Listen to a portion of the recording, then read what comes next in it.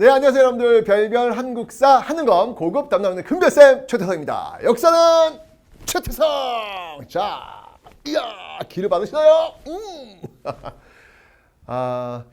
그 미국에서 여러분들 그 백만장자들을 한번 조사를 해봤대요. 그 공통점이 뭔가를 쭉 조사해봤는데 두 가지 공통점이 나오더랍니다. 첫 번째는요, 비전이 있더라는 거예요. 남들이 보지 못하는 좀 더 멀리 있는 그곳을 향해서 달려가려고 하는 그런 비전이 있다는 겁니다. 두 번째 공통점은 뭐냐면요, 바로 기본에 충실하다는 거예요. 그러네요. 여러분들 글쎄요, 뭐 백만장자가 되라는, 백만장자가 늘 행복하다고 생각하지는 않지만 어쨌건 나온 어떤 그 결과론적으로 봤을 때 그들이 이루어냈던 어떤 그 과정을 보면 비전이 있다는 것, 그리고 그 비전을 이루기 위해서 기본에 충실했다는 것. 이건 참 전 특히 그 기본에 충실했다는 게 참 와닿더라고요. 여러분들 지금 한능검 준비를 하고 있습니다. 어떤 방법으로 준비하시려고 하나요? 벼락치기? 좋습니다. 벼락치기 좋지만 너무 급작스럽게 몇 개 외워가지고 어떻게든 통과해야지 라고 하는 어떤 그런 생각으로는 접근하지 않아 주었으면 좋겠어요. 기본기라는 게 있지 않습니까? 그죠? 인생을 살면서 뭐든지 어떤 하나의 기본을 다해서 기본기가 있는 충실한 그런 모습으로 사는 것이, 매사에 그렇게 사는 모습이 인생을 결국은 성공되게 만드는 거예요. 그 성공이라는 의미가 무슨 뭐 돈이 많고 적고 그런 게 아니라 가장 행복한 사람, 가장 누군가로부터 누군가 이렇게 좀 존경을 받을 수 있는 그런 사람으로 거듭나게 되는 거거든요. 자, 여러분들 지금 이 시간도 여러분들 우리 기본에 충실합시다. 여행을 바라지 말고요, 우리 기본에 충실해서 한번 달려가 보도록 하겠습니다. 여러분 준비됐죠? 자, 기본 출발! 자, 우리가 앞의 시간에 위로부터의 개혁, 즉 소수의 엘리트들이 주도했던 근대로의 지향, 갑신정변은 3.1천하로 끝나게 되었다라고 설명드렸습니다. 이제 위로부터의 개혁 운동이 끝났으니까 남은 건 뭐가 있을까요? 바로 아래로부터의 개혁 운동이 있겠죠. 오늘은 그 아래로부터의 개혁 운동을 살펴보도록 하겠습니다. 먼저 여러분들 아래로부터의 개혁 운동이 나오기까지 그 과정을 한번 보죠. 자, 먼저 여러분들 갑신정변, 이 3.1천하 김옥균이 주도했던 갑신정변은 제가 위로부터의 개혁 운동이다 라고 설명드렸습니다. 이 소수의 엘리트들, 20대 그 젊은 청춘들이 주도했던 위로부터의 개혁 운동이라고 설명했는데 실패했어요. 먼저 그 이후에 상황을 한번 살펴볼게요. 먼저 외부적 요인을 한번 살펴볼 거고요. 그 다음이 내부적 요인을 또 한번 살펴보도록 하겠습니다. 자, 먼저 외부적 요인이 되겠습니다. 갑신정변 실패로 끝나면서 여러분들 청의 내정 간섭은 더욱더 강화된다 그랬죠. 정부가 초래한 일입니다. 그런데 정부도 지금 감당이 안 되는 거예요. 너무 청의 내정 간섭이 강해지니까 이모군란 때도 청나라 끌어들여가지고 내정 간섭됐잖아요. 그죠? 근데 갑신정변도 또 청나라 끌어들여 또 내정 간섭 강화되잖아요. 그러니까 너무 세니까 이건 좀 아니지라고 싶어가지고 러시아를 끌어들여가지고 청나라를 또 견제하려는 어떤 그런 움직임이 보여요. 진짜 그러지 그러면 왜 그랬어? 그런데 문제는 뭐냐면, 근데 이것도 또 역시 외세에 끌어들여가지고 뭔가 해결하겠다는 그 발상이잖아요. 외세에 끌어들이면 무슨 접착제처럼 붙어서 쫄쫄 따라 들어와요. 러시아를 끌어들이려고 하니까 러시아와 라이벌 관계에 있었던 영국이 러시아를 끌어들여서 우리가 지금 중국 시장을 우리가 장악을 하고 있는데 러시아가 또 우리 중국 시장에 들어오는 거 아니야? 라고 영국이 견제한단 말이에요. 그거 막아야지 라고 해가지고 러시아를 끌어들이는 우리 조선 정부를 경제하기 위해서 뭘 했냐면, 영국이 거문도를 불법적으로 점령해버려요. 나 진짜 어떡하니 이거.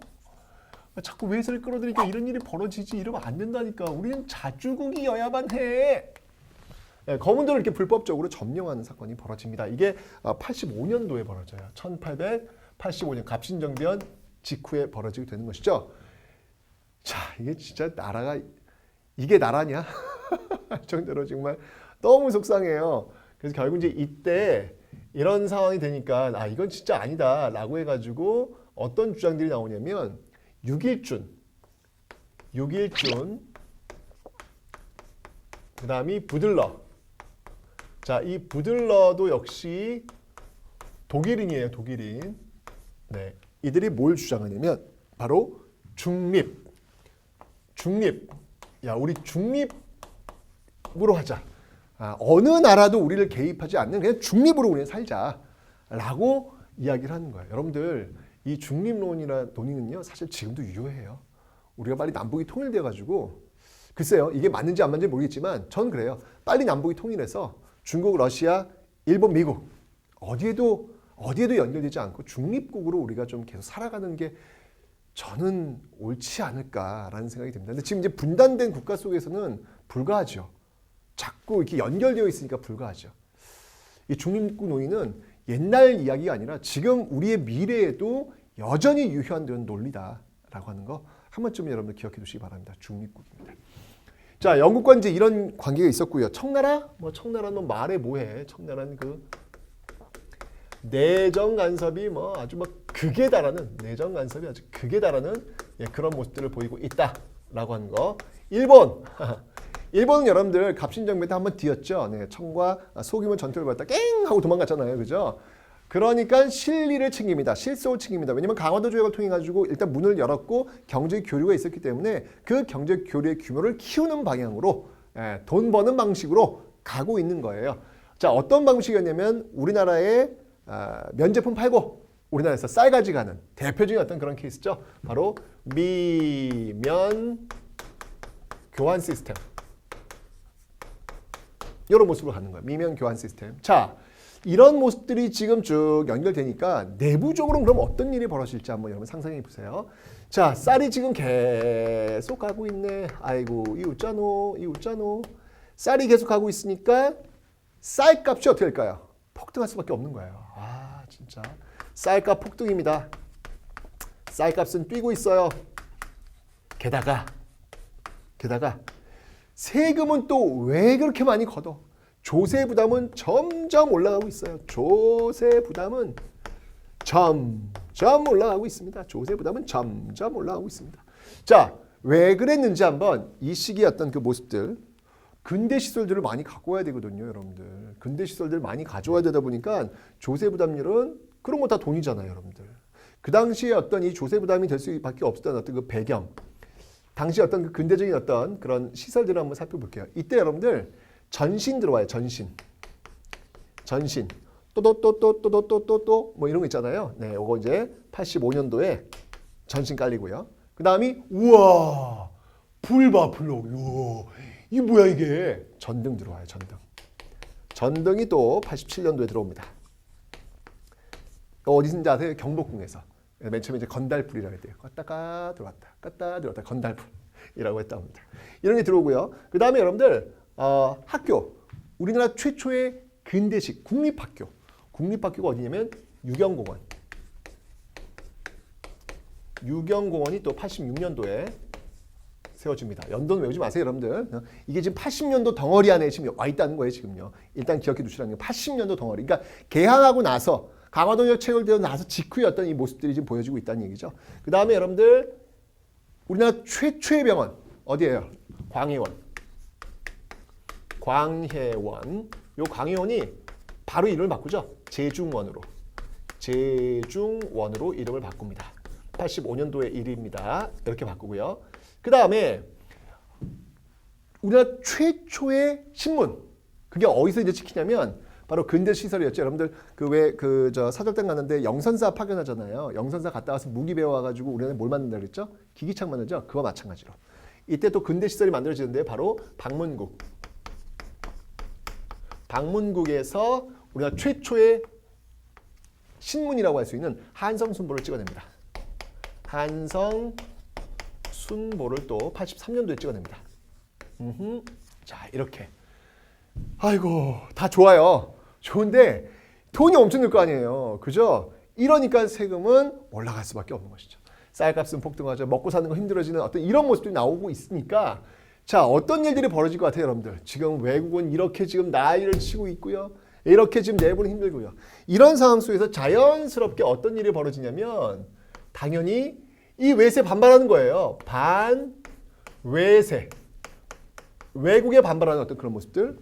그리고 지금 여기서 지금 이런 식으로 지금 막 막 가고 있으니까 이거 지금 우리 세금을 어떻게 하라는 거야 라고 하면서 정부에 대해서 또 불만이 생길 수밖에 없는 거죠. 그래서 반봉건, 당시 어떤 봉건 정부, 과거의 어떤 그 지향적인 어떤 그런 정부, 신분제 아직 폐지 안 됐잖아요 지금, 그죠? 그런 어떤 정부에 대한 반발, 반외세 반봉건의 모습들이 나타나고 있었는데, 바로 그 당시 어떤 시대적 모순이라고 할 수 있는 이 반외세 반봉건의 그 시대 정신을 그대로 담고 있었던 사건이 뭐냔 말이에요. 그 사건이 바로 동학농민운동이더라라는 겁니다, 여러분들. 동학농민운동이더라. 요게 이제 94년도에 벌어진 운동이 되겠습니다. 여러분들 이 앞에 있는 갑신정변과 동학농민운동의 차이점이 뭔지 아세요? 동학농민운동은 여러분들 반외세는 아니에요. 반봉건의 기치는 내걸었습니다. 신분제 폐지를 외쳤기 때문에 반봉건의 기치는 내걸었지만, 갑신정변은 일단 일본을 끌고 들어왔기 때문에 반외세는 아니었다는 얘기죠. 그러니까 그 시대의 어떤 문제점, 그 시대의 모순들을 반만 지금 보여주고 있는 거야. 하지만 동학농민운동은 반외세와 반봉건이라는 그 시대의 어떤 문제점들 그대로 고스란히, 민이야 민. 민이니까 밑바닥에서 그대로 느끼고 있는 거예요.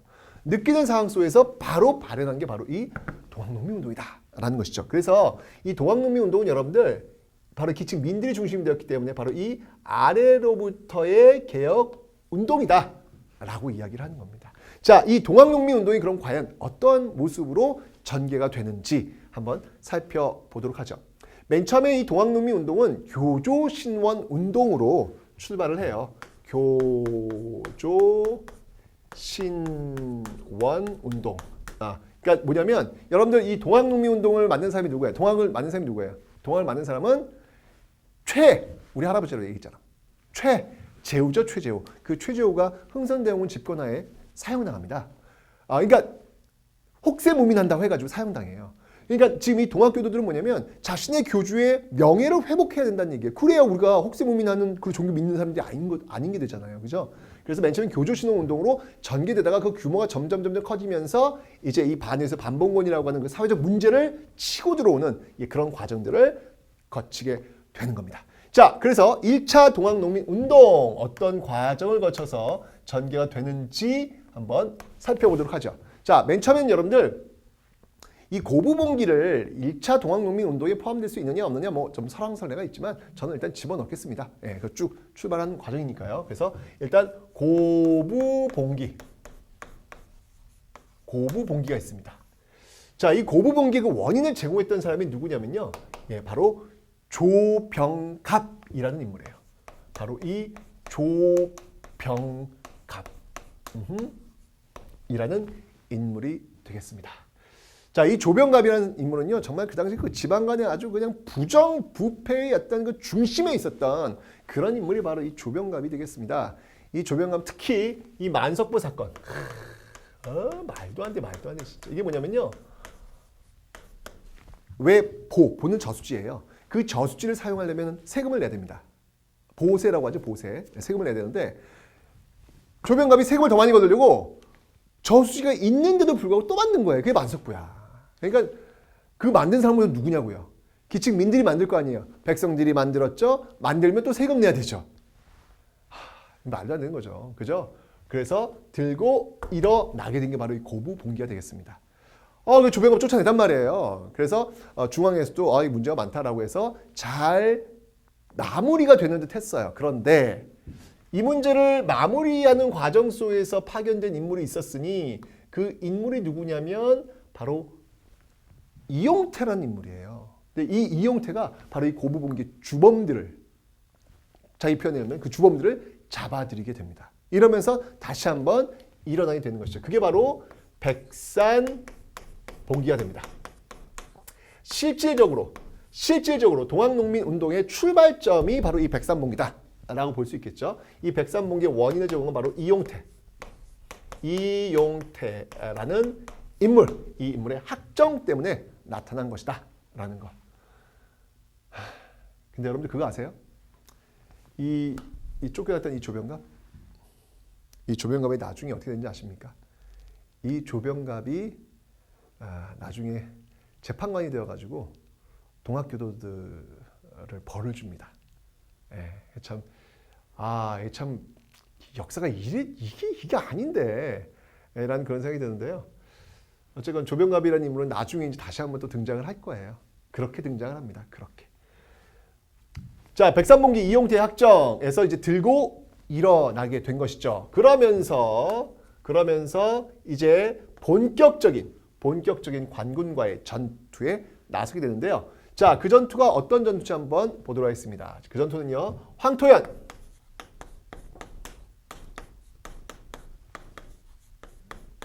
그 다음이 황룡촌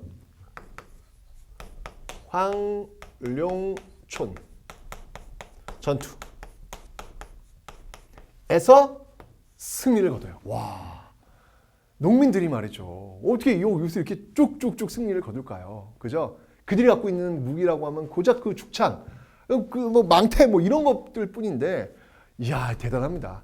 그만큼 또 반면에 또 관군들이 그만큼 허약했다는 얘기죠. 아니, 농민들 아무리 수 많아도 사실은 어찌 보면 오합지졸이잖아요. 근데 이런 얘기 되겠어 이게 진짜. 지금 황룡촌 전투에서 계속 승리하면서요, 이 전라도 일대를 한 바퀴 도는 거예요. 돌아가지고 결국은 바로 그 지역의 심장이라고 할 수 있는 어디? 바로 전주성을 드디어 함락합니다. 전주성을 점령하게 됩니다. 와우. 여러분들, 전라도 지역을 장악한 거예요. 이건 엄청난 사건입니다. 우리 역사 이래 기층 민이 전라도 일대를 장악한 사례는 없다고 보시면 돼요. 왜냐면 이건 대단한 거죠. 왜냐면 이 한반도에서 곡창지대가 바로 전라도 아닙니까? 그죠? 그 목에 해당하는 거예요, 목에. 이 목에 해당하는 것을 지금 기층 농민들이 지금 장악했다? 이거는 역사적 사건입니다. 이건 엄청난 사건이 되는 거예요. 정부도 깜짝 놀랐죠. 뭐야 이게 지금 뭔 일이요? 라고 해가지고 여기에 깜짝 놀랐던 이 정부가 한 일이 뭘까요? 네, 바로 늘 그래왔잖아요. 네, 예측되시죠 이제 여러분들. 네, 또 SOS 늘 그래왔대. 이모곤란 때도 청나라한테 SS, 갑신영도 청나라한테 SOS. 아이고 큰일 났네 라고 하고 또 여기도 SOS. 어디에다가요? 네, 또 청나라한테 SOS를 보내면서 바로 청나라가 출병을 합니다. 자, 그런데 여러분들, 청나라가 출병을 할 때는요, 이 조약에 의해서, 어떤 조약? 바로 텐진 조약. 들어봤다. 텐진 조약 들어봤다. 어디 들어봤나요, 여러분들? 그렇죠. 이 텐진 조약은 바로 갑신정변 때 체결한 조약이잖아요. 갑신정변 때 체결한 조약. 청나라와 일본 사이에 체결한 조약. 일단 양국 군대가 철수하고 이렇게 한 나라가 출병했을 때는 그 사실을 통보한다 라고 하는 내용이 바로 이 텐진 조약이잖아요. 그래서 일본에 통보했어요. 그러자 일본도 그래? 그럼 우리도 일본도 파병. 일본도 파병. 이런 일이 벌어지는 거예요. 이러니까 지금 일본이 파병했어. 지금 여러분 또 지금 갑신여면 때 그 아픔 있잖아요. 청나라 일본 군대 들어와가지고 청도군에 막 붙어 싸웠고 있잖아요. 뭐야 이건 아니지. 라고 하면서 부랴부랴 그때 조선 정부가 이 전주성을 점령하고 있는 농민군들과 화약을 맺습니다. 좀 진작 그러라니까 왜? 정말 내가 정치를 해야 될까 봐 답답해 죽겠어 그냥. 결국은 이제 전주화약을 체결하는데 그게 바로 전주화약이 되는 거예요. 전주화약을 체결하게 되더라라는 겁니다. 자, 이 전주화약을 체결하면서 어떤 내용들을 체결하냐면 이 전주화약 과정 속에서 여러분들 개혁기구를 설치를 해요. 그 개혁기구가 뭐냐면 바로 집강소입니다. 그 집강소에서 폐정개혁안을 단행하게 되는 것이죠. 자, 이 전주화약을 통해 가지고 이제 농민들은요 폐정개혁, 네, 폐정개혁을 단행합니다. 바로 집강소를 통해서 개혁을 단행합니다. 정부도 그러면 당신들이 개혁하는 내용 우리가 충분히 받아들일 수 있는 그런 모습들을 보이겠소 라고 해가지고 정부도 역시 마찬가지로 이에 필적해서 교정청, 이건 정부, 정부에서는 또 교정청을 만들어 가지고 나름대로 이제 농민들은 집강소, 정부는 교정청의 개혁들을 지금 전개하고 있는 거예요. 이때의 농민들의 그 개혁 내용들은 뭐가 있냐면요. 대표적인 것들만 한번 살펴보도록 하겠습니다. 자, 이 폐정개혁의 대표적인 내용. 자, 먼저 제일 중요한 거. 바로 토지를 균분. 자, 여러분들 이 토지 균분 내용은요. 갑신정변은 없어요. 갑신정변에서는 신분제 폐지는 있지만 토지 균분은 없어요. 그러니까 기층 민중들의 꿈, 염원 이런 것들이 직접적으로 지금 들어가고 있는 것이죠. 갑신정변은 아무래도 소수 엘리트들 위층이 있다 보니까 토지 분배까지는 얘기를 하지 않는단 말이에요. 동학농민운동에서는 그런 것들 이야기하고 있더라라고 하는 거. 그리고 이제 갑신정변도 이야기했던 바로 신분제 폐지, 신분제의 폐지, 예, 들고 나옵니다. 그리고 또 사회적으로 여러분들 과부들의 재가를 허용하라. 과부들의 재가를 허용하라. 네. 굉장히 신박했나 봐요. 이게 과부들의 재가가 그렇게 개혁안까지 들어야 될 부분인가? 라고 이제 우리는 지금 생각하겠지만 이 당시 사람들한테는 아니 남편하고 헤어졌으면 경제적으로 굉장히 어려울 수 있는데 그런 것들을 해결하기 위해서 또 결혼할 수 있어야 되는 거 아닙니까? 그죠? 이 당시에 그런 것들이 안 되다 보니까 굉장히 어려웠던 것 같아요. 농민들한테 그게 중요했던 거예요. 그래서 과부들의 재가를 허용하라. 라와 같은 이제 폐정 개혁을 단행하고 있는 모습. 이게 지금 전주환에게 보이고 있는 거예요. 그런데 일본이 말이죠. 일본이 지금 이 파병을 한 다음에 뭘 하냐면 경복궁을 점령해 버립니다. 굉장히 큰 사건이에요, 여러분들. 경복궁을 점령해 버립니다. 자, 이 경복궁 점령 사건은요, 여러분들 동학농민 운동이 1차와 2차로 나뉘게 된 그 분기점. 그 분기점이 바로 이 경복궁 점령 사건이에요. 여러분 꼭 기억을 좀 해 놓으셔야 합니다. 굉장히 중요한 포인트. 기본적으로 여러분 1차 동학농민 운동 같은 경우에는요. 상당히 여러분 보시면 알겠지만 이건 지금 정부에 대한 어떤 저항이 좀 컸잖아요. 그죠? 그래서 상당히 반외세와 반봉건 중에서 1차 같은 경우에는 그 외세와 그 반봉건 중에서 반외세보다는 반봉건 쪽이 좀 더 컸어요. 반봉건 쪽이 좀 더 컸어요. 이렇게. 그런데 바로 일본에 의한 이 경복궁 점령을 계기로 해가지고 이제는 농민들은 외세를 반대하는 그런 어떤 모습이 더욱더 커질 수밖에 없는 것이 되겠죠. 자, 경복궁을 점령한 다음에 일본이 뭘 했냐면요. 바로 청일전쟁. 청일전쟁을 일으킵니다. 일으키고 그 다음에 조선정부, 이 경복 지금 점령했잖아요, 지금요. 왕을 지금 어떻게 보면 지금 장악하고 있는 상황이잖아. 그러면서 개혁을 강요합니다. 그 개혁이 뭐냐면 바로 갑오개혁. 갑오개혁이 되는 거예요. 자, 이런 상황이 되니까 있을 수 없는 일이지 라고 해가지고 여러분들 자 이제 동학농민군들이 또 움직입니다. 또 움직이는데 하여튼 이 경복궁 점령이 가장 큰 경복궁 점령을 분기점으로 해가지고 가장 큰 어떤 저항의 어떤 그 동력들이 지금 형성되고 있더라. 경복궁 점령. 그래서 중요한 그런 내용이 되는 겁니다. 자, 이러면서 반외세와 반봉건 중에서 반봉건보다는 반외세가 좀 더 자, 이제 역전이 되는 거예요. 반외세가 반봉건보다 좀 더 올라가는 모습들. 바로 2차 동학농민운동이 벌어지게 되는 그런 모습들이 나오게 되는 겁니다. 그런데 여러분들 2차 이 동학농민운동은요 1차보다 더 컸어요. 규모가요. 이건 이제 애국이냐 비애국이냐 이런 단계로 나눌 수도 있잖아요. 그죠? 그래서 사실 이제 1차 때는요 남접과 북접이 연합은 안 했습니다. 접이 뭐냐고요? 접은 뭐냐면 이 동학농민운동 같은 경우에는 그 교단 조직이 있어요. 그 교단 조직이 뭐냐면 포접제라는 거예요. 그러니까 피라미드처럼 돼 있어가지고 이게 마을 단위로 이렇게 묶여져 있는 거, 이렇게 구역별로 이렇게 묶여져 있어가지고 위에서 어떤 그 명령, 위에서 어떤 그 내용이 떨어지면 쭉쭉쭉쭉 피라미드 쭉 펼치게 되는 어떤 그런 조직, 그게 포접제라는 겁니다. 운영하는 어떤 그 단위인데 여기 이제 1차 때는 이 남접과 북접이 연합은 안 했어요. 그런데 2차 때는 남북접이 연합을 하게 됩니다. 남북접 연합. 남북접의 연합. 그러니까 규모가 더욱더 커지게 되는 것이죠.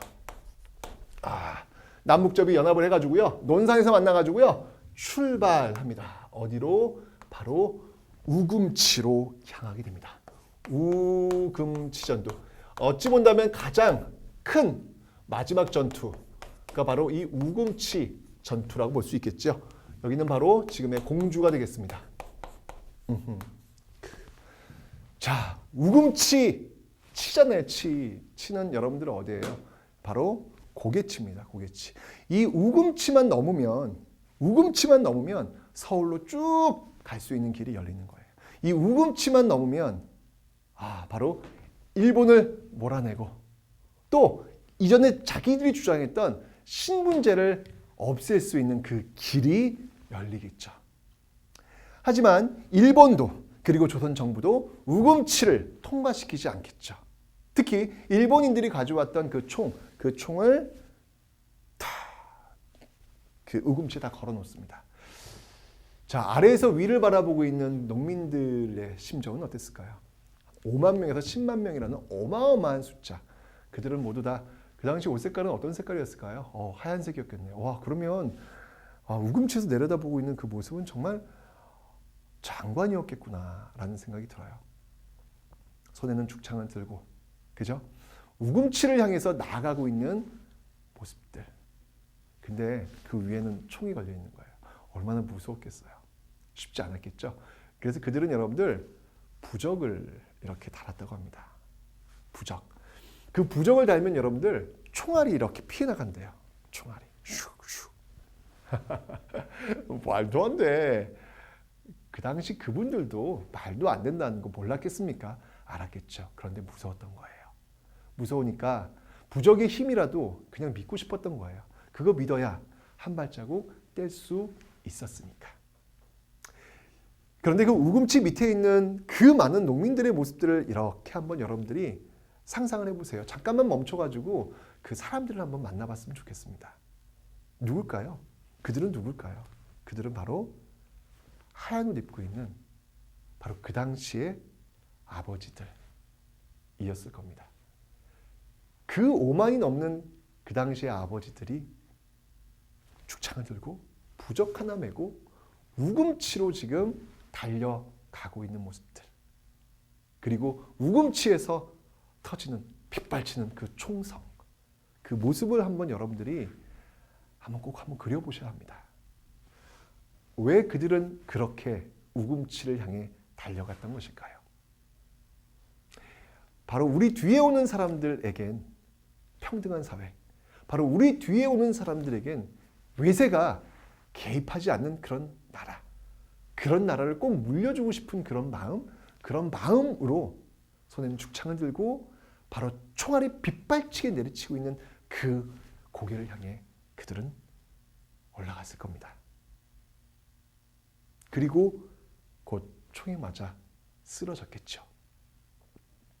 저는 그 과거의 모습이 과거의 모습으로만 끝난다고 생각하지 않아요. 여러분 지금도 역시 우리 시대 좀 더 우리 사회를 좀 더 건강하게 만들고 싶은 너무나도 많은 사람들이 있지 않습니까? 아버지, 어머니뿐만 아니라 각각의 분야에서 열심히 살고 있는 많은 사람들이 있잖아요. 그들의 모습과 바로 이 동학농민군 우금치 밑에 있었던 그들의 모습이 그렇게 다르지 않다라는 생각이 드는 것이죠. 그냥 단순하게 시험 문제에 잘 나오는 우금치 전투, 2차 동학농민군 때 반회세 기치를 걸었던 우금치 전투 이렇게 외운 게 아니라 그 우금치 아래에 있었던 그 사람들, 왜 그곳에 죽창을 들고 그곳에서 쓰러져 가야 됐는지 한 번쯤 여러분들이 생각해 보셨으면 좋겠습니다. 이 우금치 전투에서 결국은 패배하게 되는데요. 특히 이 갑오개혁을 이끌고 있었던 당시 이제 이게 지금 동시에 이루어지고 있는 거예요, 지금요. 그죠? 그래서 이 갑오개혁을 이끌고 있었던 김홍진 내각, 그렇죠? 이 김홍진 내각에 의해서 결국 진압이 돼요.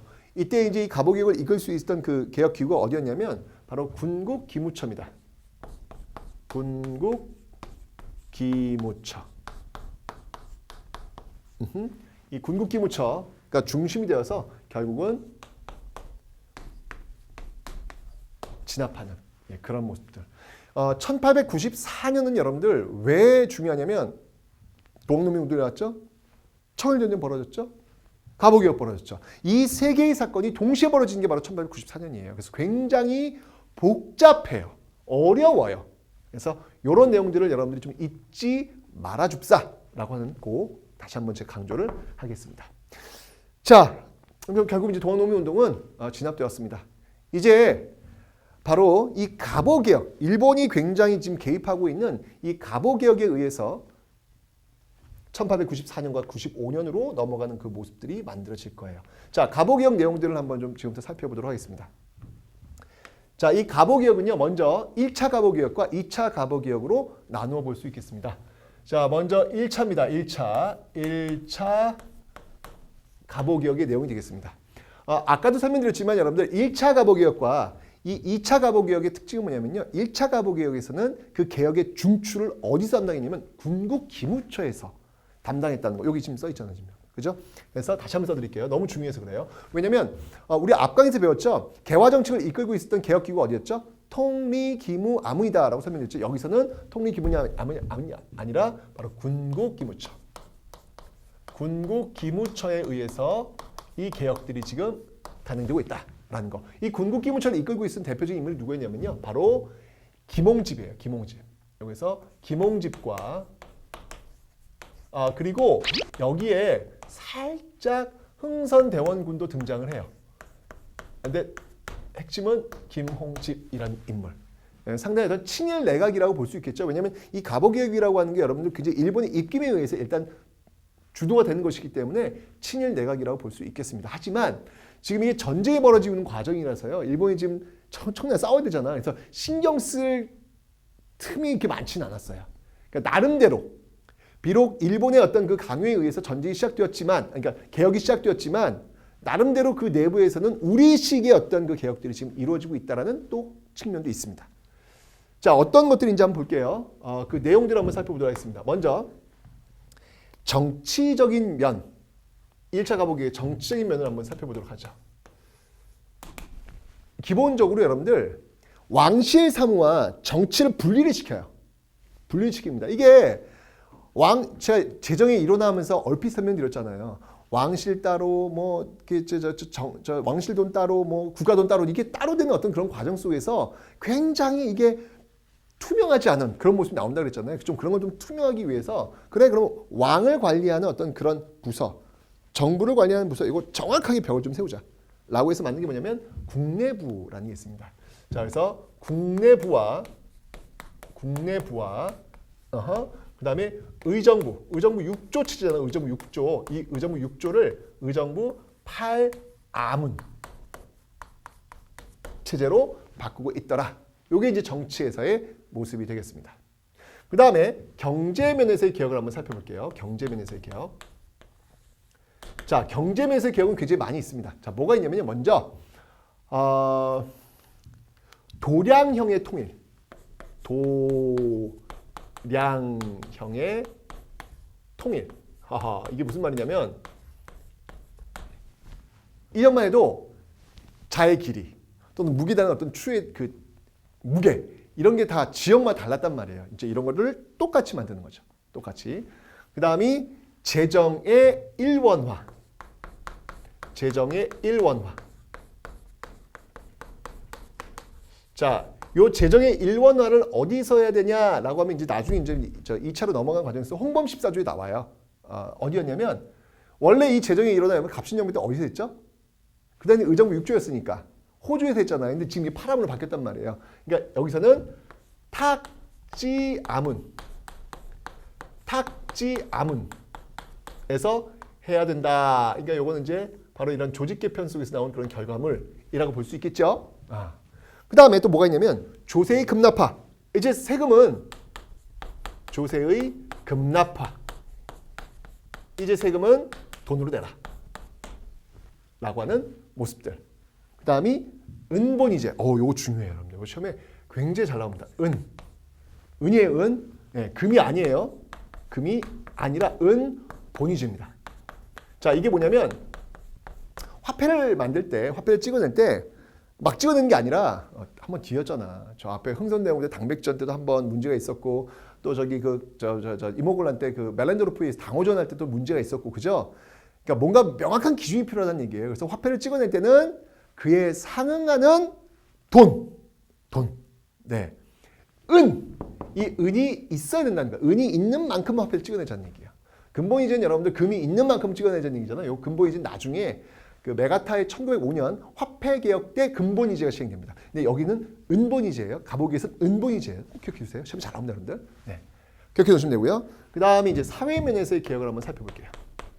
사실은 이 가보개혁하면 이 사회 면에서의 개혁이 백미라고 볼 수 있습니다. 자, 어떤 내용이 있습니까?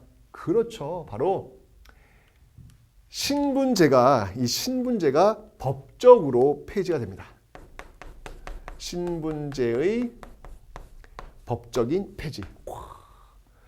저는 늘 생각하는 게 아마 내가 만약에 가보기역이 아니었더라면 우리 집안은 양반 집안은 아니었던 것 같아요. 이렇게 거슬러 올라가면 그렇게 그러면 제가 어찌 여러분들을 가보기역이 없으면 어찌 여러분들 가르치겠어요. 여러분들 앞에서 그냥 아씨 도련님 내가 막 업고 다니고 아마 그랬을 것 같아. 그죠? 참 저는 그래서 지금 세상이 좋아요. 이런 것들이 지금 이루어진 게 바로 이 가보기. 그러니까 엄청난 의미가 있는 거죠. 왜냐하면 몇천 년간 내려왔던 그 신분제가 법적으로 폐지된 거잖아요. 그리고 또 하나 중요한 게 있습니다. 뭐냐면 그 앞에 있었던 여러분들 한번 보세요. 이 갑신정변과 동학농민운동에서 공통적으로 이야기했던 거 있잖아요. 기본적으로 어떤 그 정변이건 간에 세금 제재, 세금 개편은 이건 늘 들어가는 거예요. 여기도 뭐 지조법 여기 있고 동학농민운동에서도 세금 개편이 있어요. 다 들어가기 때문에 제가 이 동학농민 얘기도 안 했어요. 진짜 공통적인 게 있다면 여러분 뭐예요? 바로 신분제 폐지잖아요. 근데 여러분 이 당시 시점으로 봐서는 갑신정변 신분제 폐지인데 됐습니까? 안 됐어요. 실패했어요. 동학농민운동 때 신분제 주장인데 됐습니까? 안 됐어요. 그러면 실패한 역사는 의미 없는 역사라는 말일까요, 여러분들? 많은 사람들이 그런 질문을 하더군요. 선생님, 역사 공부를 하다 보면요. 뭐 또 실패해가지고 또 기득권들이 자꾸 그러잖아요. 의미가 있나요? 역사에 진보가 있나요? 이 갑신정변 동학농민 운동에서 신분제를 폐지하자고 주장했습니다. 하지만 이루어지지 않았어요. 그러나 그들의 주장이 있었기에 결국 그런 것들이 토대가 되어가지고 동학농민 운동 때 완전히 신분제가 법적으로 폐지된다는 이 사실.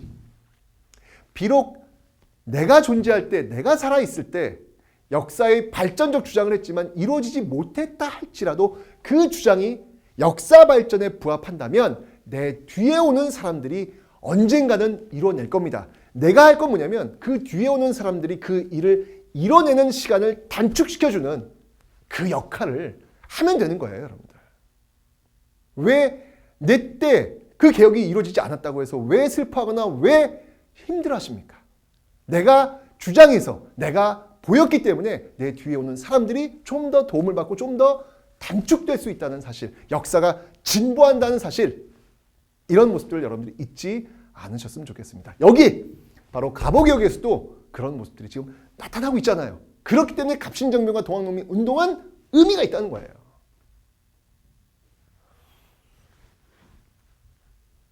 게다가 여러분들 동학농민 운동 때 여러분 과부제가 패전개혁이 나오죠.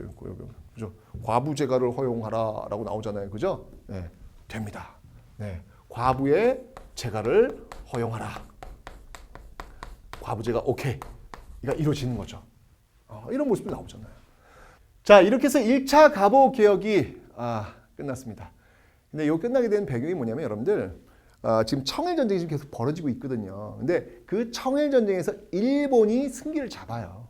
일본이 승기를 잡으면서 이제 게임이 끝나가네 라고 하면서 이게 들여다본 거야. 봤더니 이제 나름대로 개혁을 하고 있는 것이지. 안 되지. 우리가 좀 더 깊숙이 개입해야지. 라고 해서 2차 가보개혁은요. 일본이 굉장히 깊숙하게 개입되어 있는 그런 개혁이라고 보시면 돼요. 자, 그 내용을 한번 지금부터 살펴보도록 하죠. 자, 이 2차 가보개혁 때는요. 여러분이 기억하실 게 뭐냐면 일단 우리는 독립되어 있습니다라는 것들을 발표합니다. 우리는 청나라의 종주국이 아니, 우리는 청나라에 종속되어 있으면 우리는 독립되어 있습니다라는 독립 서거문이 이때 나와요. 2차 갑오 개혁을 좀 여러분들 좀 보일 수 있는 그 키워드라면 독립 서거문, 독립 서고문이 있고요. 그리고 1차 갑오 개혁 때 했던 그런 내용들을 문서화시키는 바로 홍범 14조. 를 반포합니다. 예, 종묘에 가가지고 이런 것들을 반포하게 되는데요. 이때 그 핵심적인 인물이 누구였냐면 이때 핵심적인 인물이 바로 이 박영효라는 인물이에요. 박영효. 자, 박영효. 가만 있어봐. 박영효가 누구지? 박영효와 김홍집 연립내각입니다. 김홍집 연립내각이에요. 자, 박영효가 누굴까요, 여러분? 박영효는 갑신정변을 일으켰던 인물, 그래서 일본으로 쫓겨갔던 그런 인물이 바로 박영효잖아요. 그러니까 뼛속까지 친일. 물론 여러분들 우리가 생각한 지금 생각하는 친일의 의미하고는 좀 달라요. 아직 뭐 우리나라가 뭐 좀 식민된 것도 아니잖아요, 그죠? 일본이 우리를 좀 도와줄 것이고 일본을 모델로 해서 우리가 바뀌어야 된다고 생각하는 사람이 이 당시 친일이라고 볼 수 있는 것이죠. 바로 그런 생각을 갖고 있는 이 박영효를 데려와가지고 실제로 딱 앉히고 있는 모습들. 일본의 입김이 더욱더 세지고 있구나라는 것을 지금 여기서 보여주고 있는 것입니다. 그렇죠? 자, 그러면서 어떤 개혁들이 이루어질까요? 자, 먼저 정치 면에서의 어떤 개혁을 한번 살펴보도록 하겠습니다. 자, 정치 면에서의 개혁은요, 크게 중앙과 지방으로 나누어서 한번 살펴보도록 할게요. 자, 중앙은요, 일단 지금 의정부 8아문 있었잖아요. 저 의정부 8아문을 다시 한번 개편합니다. 바로 내각 7부. 네, 내각 7부로 개편을 합니다. 자, 이제 앞에 있었던 탁지아문이 이제 이때가 되면 탁지부가 되겠네요. 이런 식으로 내각 7부로 지금 바꾸고 있고요. 사실은 이제 제2차 갑오 개혁에서는 지방제도 개편이 굉장히 중요한 키워드로 보시면 돼요. 어떤 모습이냐면 전국을 여러분 8도 있잖아요. 8도. 이 8도를 23부로 개편을 합니다. 23부로 개편을 하고요. 진짜 중요한 거 뭐냐면 이거 제가 앞강에서 이미 설명을 드렸던 기억이 납니다. 바로 지방관. 그 지방관의 그 권한을 많이 약화시켜요. 그래서 이때 만든 게 뭐였냐면 바로 재판소의 설치라는 거예요. 재판소의 설치. 이 재판소의 설치는 이제 지방관의 권한을 많이 약화시키는 그런 기능을 하겠죠. 왜냐하면 지방관 여러분들 행정, 사법, 군사 이거 다 갖고 있는 사람이었잖아요. 그런데 재판소가 설치해서 이제 전문적으로 사법과 관련된 건 여기서 하는 거예요. 그러면 이 지방관은 이제 그런 걸 할 리가 없는 거죠. 지금 여러분들 저는 이제 서울에 있으니까 여러분들 억울한 일 있으면 지금 서울시장한테 가가지고 저 억울합니다 라고 얘기할까요? 아니죠. 법원 가야죠. 이렇게 분리되어 있는 지금의 모습이 바로 이때부터 나오고 있는 것이죠. 그러니까 갑오 개혁을 잘 보시면 알겠지만 여러분들 지금 우리 살고 있는 이 모습의 원형을 대부분 갑오 개혁에서 볼 수 있다는 얘기예요. 도량형 통일돼 있잖아요, 지금. 그죠? 재정에 일어나 지금 돼 있잖아요, 지금. 재경제부로. 그다음에 조세 급납 우리 지금 세금 돈을 내잖아요. 그죠? 이런 어떤 모습들 과부의 재가는 뭐 다행히 됐고요. 시문제 폐지됐고요. 정말 지금 우리 살고 있는 이 모습의 어떤 원형들을 바로 이 갑오 개혁에서 지금 보여주고 있다라고 하는 거 이런 데서 역사적 의의가 있겠죠. 꼭 여러분들 기억을 좀 해놓으시면 되겠습니다. 됐죠? 그 다음에 사회면에서 여러분들 요거 하나 좀 기억을 좀 해놓으셔야 될 것 같아요. 뭐가 있냐면 사회면에서 여러분들 교육 입국 조서를 반포하게 됩니다. 자, 교육 입국 조서. 교육 입국 조서의 반포. 이 교육 입국 조서라고 하는 거는 근대적 학제를 성립시킨 거예요. 어려운 말 아니고요. 여러분 지금 학제는 어떻습니까? 초등학교 6학년, 뭐 중학교 3학년, 고등학교 3학년, 대학교 4학년 이렇게 이런 시스템이잖아요. 이런 어떤 시스템들을 이 교육 입국 조서를 통해 가지고 만들었다는 얘기예요. 그러니까 학교 필요할 거 아니에요. 초등학교 그 당시 초등학교 뭐예요? 소학교. 소학교 만드는 거예요. 소학교 만들자고 얘기하는 거예요.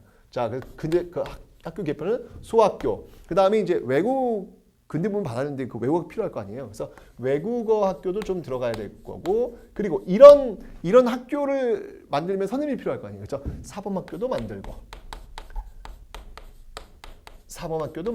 그래서 이런 교육 입국 조서에 의해서 이런 그들의 학제의 어떤 그 결과물들이 또 2차 가복에서 나온다라는 거. 이게 바로 1차와 2차의 내용들이 되겠습니다. 한번 좀 기억해 놓으시면 되고요. 이런 과정을 거치다가 보니까 시간이 흘러가서 95년이 되니까요. 청일전쟁. 여기 지금 94년도에 지금 벌어졌던 이 청일전쟁 있잖아요. 그죠? 이 청일전쟁 이제 드디어 끝나네요. 아이고 참. 청일전쟁이 종료가 됩니다. 청일전쟁이 종료가 돼요. 자, 청일전쟁이 종료. 누가 이겼습니까? 예, 바로 일본이 승리하게 됩니다. 그러니까 여러분 일본 되게 무서운 나라예요. 왜냐면 10년 전에 여러분들 갑신정변 때 창덕궁에서 소규모 전투 속에서 패했잖아요. 그죠? 그 10년 동안 정말 와신상담 칼을 갈았던 거예요. 그리고 정확히 10년 뒤에 다시 청나라와 붙어서 승리를 한 나라. 그게 일본이란 겁니다, 여러분들. 무섭지 않습니까? 자, 이러면서 이제 조약, 전쟁이 이제 일본이 이겼으니까 그에 합당한 또 대우를 달라고 하겠죠. 그래서 체결한 조약이 있어요. 그 조약이 뭐냐면 바로 이 발음이 좀 이노무 새끼 할 때처럼 나오더라고요. 자꾸 이게 바로 시모노세키 조약. 시모노세키 조약. 시모노세키 조약.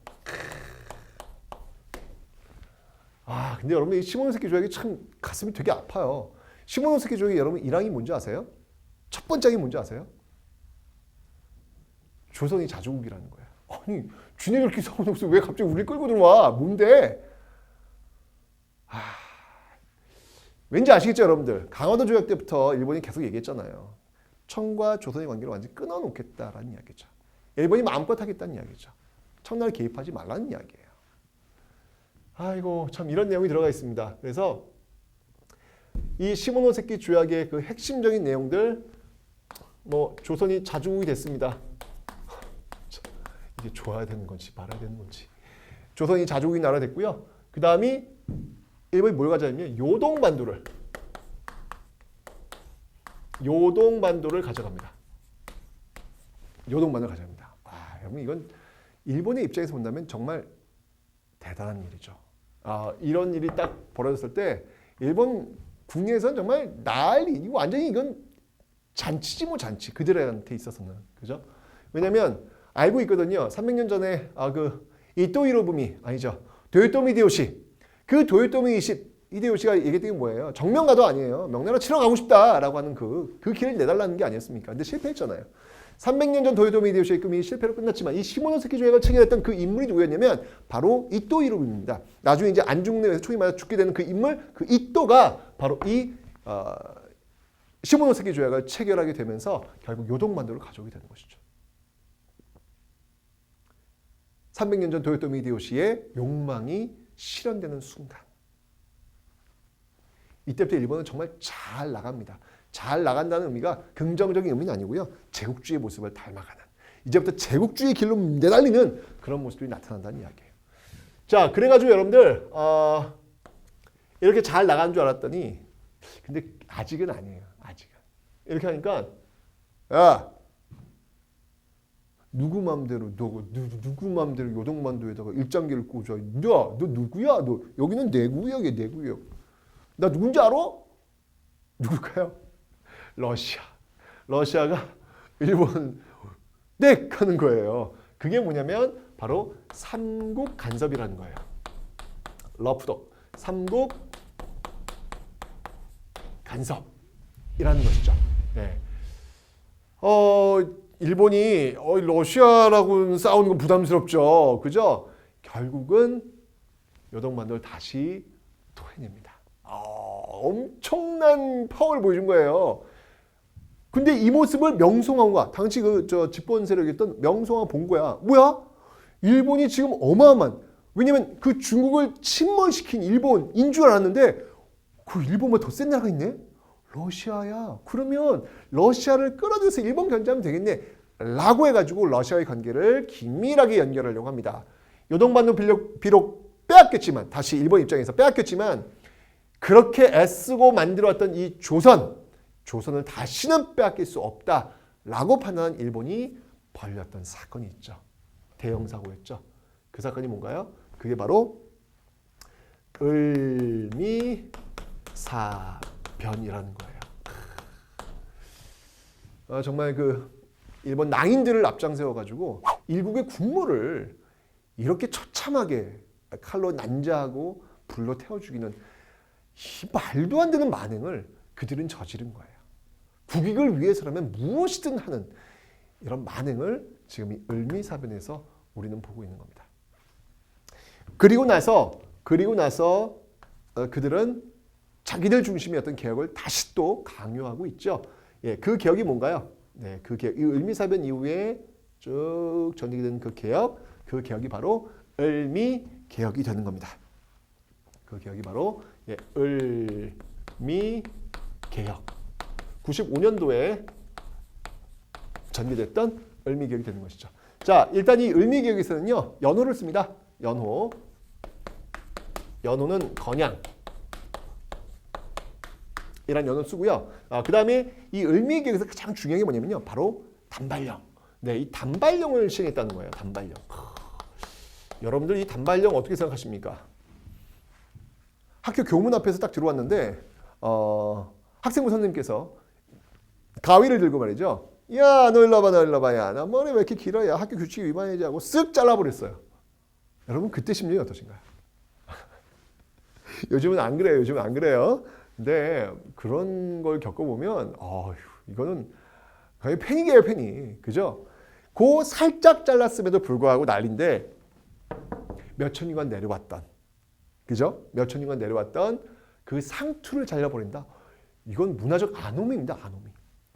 단발령. 엄청난 반발이 있겠죠? 일단 기억해 두시고요. 그 다음에 또 뭐가 있냐면 태양력이 사용. 네, 태양력. 태양력이 뭐냐면 여러분 달력 있잖아요. 지금 우리가 1월, 2월, 3월, 4월 이거 지금 태양력 쓰고 있는 거잖아요. 그죠? 그런 태양력을 이때부터 또 사용하도록 하는 모습들. 이게 바로 을미 개혁이 되는 것입니다. 자, 이렇게 해서 이제 일본 주도로 완벽히 지금 조선이 딱 손에 쥐어가지고 굴러가고 있는 어떤 그런 모습들이라고 생각을 했죠. 그런데 이제 홀로 된 고종이 본격적으로 정치를 합니다. 자, 보세요. 맨 앞 시절에는요, 대원군, 자신의 아버지 흥선대원군의 밑에서 자신의 기를 펴지 못했어요. 그런데 흥선대원이 물러나고 나서는 바로 명성왕후를 중심으로 한 민씨 즉 척족 세력들에 의해서 또 자기 뜻을 펼치지 못했죠. 그런데 이제 그 흥선대원군도 그리고 명성왕후도 자기 곁에 있지 않습니다. 이제는 혼자 정치를 해야 되는데 바로 이때 고종의 정치적 선택이 이루어집니다. 그 정치적 선택이 바로 아관파천이라는 겁니다. 바로 고종이 어떻게 보면 첫 번째 정치적 선택이라고 볼 수 있겠죠. 아관파천. 1896년에 있었던 아관파천. 아관은 바로 러시아 공사관이에요. 러시아 공사관으로 싹 가버린 것이죠. 근데 왕이 어떻게 자기 집 하나 못 지키고 러시아 공사관과 정말 이게 나라냐 진짜? 라고 이야기할 수도 있지만 또 한편으로는 일본의 영향력으로 빨려 들어가는 것을 차단했다. 즉 러시아 공사관으로 들어가서 러시아를 끌어들인 거죠. 그러니까 명성황후가 했던 모습을 이 고종도 또 한 거예요. 끌어들여가지고 러시아와 일본의 세력 균형을 맞춰 놓은 거예요. 어쨌건 간에 아관파천을 통해 가지고 러시아와 일본의 세력 균형을 맞춰 놓은 것이죠. 이 세력 균형을 맞춰 놓은 그 공간 속에서 고종의 정치가 이루어지는 겁니다. 그래서 97년도에는 다시 돌아와 가지고요. 이제 대한제국을 선포합니다. 황제의 나라를 선포하게 되는 배경이 바로 여기서 나오는 것이죠. 대한제국의 선포. 이게 바로 97년도가 되겠습니다. 자, 또 이 배경은 뭐냐면 바로 시모노스키 조약을 통해서 우리가 청나라가 이제 완전히 손을 뗐잖아요. 그러니까 우리도 이제 황제 나라를 이야기할 수 있는 어떤 그런 상황이 되는 것이죠. 이제부터 황제 중심의 개혁. 여러분 보세요. 위로부터 소수의 엘리트 측이 중심이 되어서 전개했던 개혁이 뭐였죠? 갑신정변이었습니다.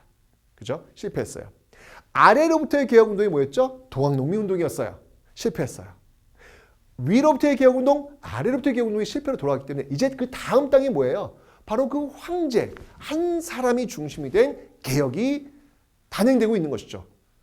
만약에 여기서도 또 실패가 된다면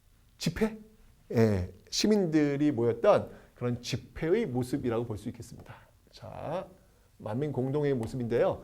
자, 이 만민 공동회에서 했던 대표적인 게 뭐냐면 당시 어떤 그 이권 침탈이 굉장히 절정이 일어요. 왜냐면 아관 파츠는 지금 러시아 공사가 지금 갔잖아요. 그러면 제가 얘기했지만 공짜 없어요.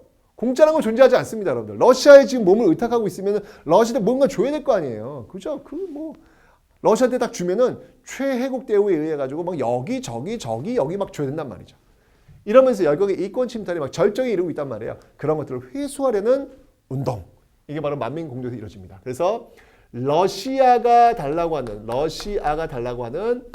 전령도조차, 전령도는 여러분들 부산, 내는 영도, 전령도조차를 막아내요.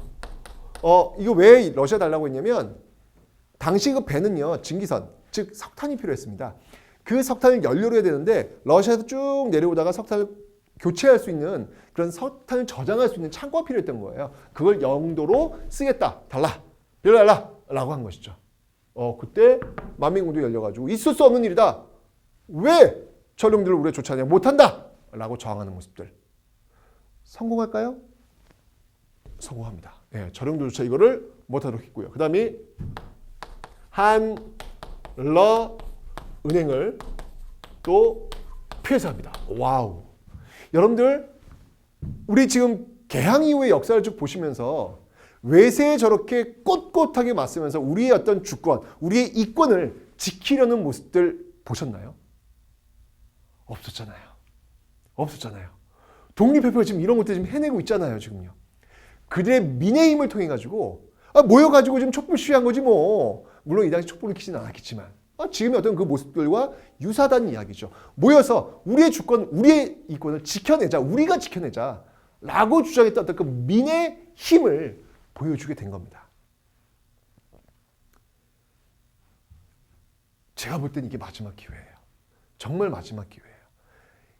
이 기회, 정부가 외세를 믿는 게 아니라 바로 정부가 바로 이 민을 믿고 민과 함께 새로운 시대에 어떤 비전을 설계한다면 우리는 또 다른 전망을 가질 수 있을 겁니다. 근데 역사의 스포일러 안 되잖아. 너무 아쉬워요. 그래서 자, 더 나아가서요. 만민공동에 더 나아가서 이제는 어디까지 가냐면 이 만민공동의 관리가 공무원들이 참여하는 거예요. 그걸 우리 뭐라고 하냐면 관민공동회 라고 합니다. 여기 이제 당시 그 정부라면요, 박정양 내각이 여기 이제 참여하는 거예요. 오호. 자, 그러면서 여러분들 뭘 끌어내냐면요, 헌의 6조. 여기서 헌의 6조를 끌어냅니다. 6개의 합의상을 끌어낸단 말이에요. 여러 가지 내용이 있는데 어떤 내용들이 있냐면 먼저 입헌 군주제를 지향한다. 입헌 군주제를 지향한다. 뭐 이런 뉘앙스예요. 물론 이제 맨 처음에는 뭐 황제권을 뭐 강화하는 어떤 그런 느낌이 들지만 그건 제가 볼 때는 그냥 립 서비스고요. 실질적으로는 왕권을 좀 줄이는 이런 모습들. 그래서 입헌 군주제를 지향하는 모습들이 지금 나타나고 있고요. 그 다음에 이제 제일 중요한 거 여러분, 재정의 일원화 또 나와요. 재정의 일원화. 자, 재정의 일원은 호조일까요? 탁지아문일까요? 탁지부일까요? 자, 이때쯤 여러분 아셔야죠. 재정의 일원화 어딜까요? 그렇죠. 탁지부가 돼야죠. 왜냐하면 이미 여러분들 2차 가보기역에서 내각 7부로 바뀌었잖아요. 그죠? 그러니까 이제 여기서는 탁지부가 되는 거예요. 재정의 일원화 갑신정면 14개조 개혁안에서는 호조, 홍범 14조에서는 탁지아문, 그리고 여기 헌의 6조에서는 탁지부. 이런 것들 키워드입니다, 여러분들. 기억 좀 해놓으시면 좋을 것 같아요. 그 다음이 피고의 인권을 존중한다. 피고의 인권을 존중한다. 여러분, 인권이라는 단어는 이건 원래 우리나라에 없던 말이에요. 세종대왕한테 인터뷰를 해가지고 인권이라는 단어는 아시나요? 그러면 세종대왕은 what? 아니요, 세종대왕이 한글로 쓰셔야지. 무슨 소리냐 아마 그러실 거예요. 이 인권이라는 단어는 이건 굉장히 근대적인 단어입니다. 근대적인 단어라서 유럽을 거쳐가지고 일본을 거쳐가지고 이렇게 우리나라 들어온 그런 단어. 어쨌건 피고. 옛날에는 그 피고는 어떻게 해요? 너의 죄를 네가 알렸다. 틀어라! 하면 으악! 막 줄이 틀면서 막 이실직과들을 하잖아요. 그런 거 하지 말자는 거예요. 피고의 인권도 존중해야 돼. 이런 얘기를 하는 것이죠. 굉장히 지금 시대의 모습이라고 볼 수 있겠죠. 자, 결국 이 헌의 6조를 바탕으로 해가지고 여러분들 중추원 관제. 네. 중추원 관제가 이때 선포가 됩니다. 중추원 관제. 중추원은 어디냐면 여러분들 지금으로 보면 국회예요. 국회. 그래서 이 독립협회는요. 이런 의회 활동까지도 가고 있는 모습도 좋아요. 얼마나 좋습니까? 이 민을 믿고 민과 함께하는 모습들. 그런데 그래요. 권력을 쥐고 있으면 쉽지 않나 봅니다. 이 독립협회가 공화국을 만들려고 한다, 공화정을 만들려고 한다라는 유언비어가 쫙 펼치게 됩니다. 공화정은 이제 왕이 존재하지 않잖아요. 그죠? 그 소식을 전해들은 고종, 이것들 봐라. 여기서 고종이 또 한계가 보이는 거죠. 예. 이것들 봐라 라고 하면서 결국 이 독립협회를 해산하게 됩니다. 이 독립협회를 해산시킵니다. 그때 이제 뭐 황국협회를 동원하죠. 황국협회는 보부상이 중심이 된 그런 단체거든요. 보부상은 항상 친정부적인 그런 어용단체라고 보시면 돼요. 전국의 어떤 그 조직망을 갖고 그런 정보를 정부에 알려주고 정부한테 그 대가를 받는 그런 사람들. 그래서 황국협회를 동원해서 이 만민공동회를 공격하게 하고요. 종국에는 군대를 동원해서 결국 독립협회를 해산시킵니다. 마지막 기회였는데, 그죠? 진짜 마지막 기회였는데 이 민과 함께 뭔가 체계화된 어떤 시스템을 만들 수 있는 마지막 기회였는데 이제 또 그 권력의 욕심 속에서 그 기회는 탁 쳐버리게 된 겁니다. 자, 여기까지 여러분들 공부하셨는데 어떤 내용들이 더 중요한 것들이 있는지 한번 살펴보도록 하겠습니다. 자, 갑신정변 벌어지면서 여러분들 동학농민 운동까지 넘어가는 그 과정들인데요. 한번 쭉 읽어보시면 되고요. 자, 동학농민 운동의 흐름 속에서 정말 중요한 게 바로 이 전조화약 체결되고 맺었던 이 패정개혁안. 그죠? 이 패정개혁안을 집강소를 중심으로 해서 이루어졌다는 사실들 요거 기억해 놓으시면 되고요. 뭐니 해도 여러분들 이 경복궁 점령은요. 정말 너무 중요해요. 경복궁 점령은 너무 중요합니다. 이거는 제가 몇 번 강조해도 정말 눈처럼 내리네 그냥. 너무 중요합니다. 경복궁 중요. 요거 1차와 2차라는 키워드. 경복궁 진짜 중요하니까 꼭 기억을 좀 해놓으시면 되고요. 동학농민 운동의 마지막이라고 볼 수 있죠. 실질적인 마지막 바로 우금치 전투. 공주예요, 공주. 이건 역사적인 어떤 그 공주는 여러분들 그 백제, 웅진 수도이기도 하잖아요. 그리고 또 고려시대 때 공주 명학소에서 망소의 난도 일어났잖아요. 그죠? 그렇게 중첩되고 있는 역사들이 지금 여기 등장하고 있다는 사실 기억해 놓으시면 되겠습니다. 그리고 이제 1차 가보개혁 때 여러분 군국기무처를 중심으로 해서 전개되고 있다라고 하는 거, 신분제가 폐지되고 법적으로 폐지되고 과부의 제거가 허용되었다라고 하는 사실 봐두시면 되겠습니다. 그리고 2차에서는 여러분들 쭉 한번 보시면 되고요. 특히 이제 재판소, 이 재판소가 굉장히 잘 나옵니다. 2차 가보개혁의 핵심이니까 잘 봐두시면 되고요. 그 다음에 을미개혁, 을미개혁에서 단발령 완전 중요해요. 단발령, 을미개혁 핵심적인 내용들. 그러니까 1차 가보개혁, 2차 가보개혁, 그리고 을미개혁 하나씩 좀 중요한 것들은 꼭 여러분 기억을 좀 해놓으시면 되겠습니다. 자, 그리고 이제 아관파천 이루어지고 대한제국 왔고요. 그리고 바로 이 광무개혁, 너무 중요하죠. 광무개혁, 구본 대한국 국제에 의해서 이 원수, 대한국 국제 원수부가 만들어진다는 거. 그리고 신참에서 제일 중요한 건 바로 지계. 지계가 발급된다는 사실 꼭 기억을 좀 해놓으시면 되고요. 여기에 이제 대한제국의 어떤 견제구 역할을 했던 게 바로 이 독립협회인데요. 독립협회의 활동들 잘 봐두시면 되겠습니다. 독립협회는 헌의 6조, 헌의 6조를 반포했다라고 하는 거 봐두시면 되겠네요. 됐죠? 자, 이렇게 해서 황제 중심이었던 개혁, 마지막 기회라고 할 수 있는, 민과 함께 할 수 있는 그 마지막 기회라고 할 수 있는 그 단계가 종료되었습니다. 어떡해요? 어떡하죠, 여러분들? 지금 이 대한제국은 아관파천을 계기로 해서 러시아와 일본의 팽팽한 세력 균형 하에서 나름대로의 개혁 공간을 가지고 있었죠. 그 개혁 공간에서 민과 함께 탁 갔으면 좋았는데 그 민을 탁 쳐버렸단 말이에요. 독립협회 해산시켰단 말이에요. 이제는 왕 혼자서 일본과 러시아의 그 팽팽한 균형 속에서 왕 혼자서 나름대로 자리를 잡아야 되는 상황. 만약에 러시아와 일본의 그 팽팽한 세력 균형이 깨져버린다면 황제 혼자 지키고 있는 이 대한제국의 운명은 어떻게 될까요? 그 운명 다음 시간에 지켜보도록 하겠습니다.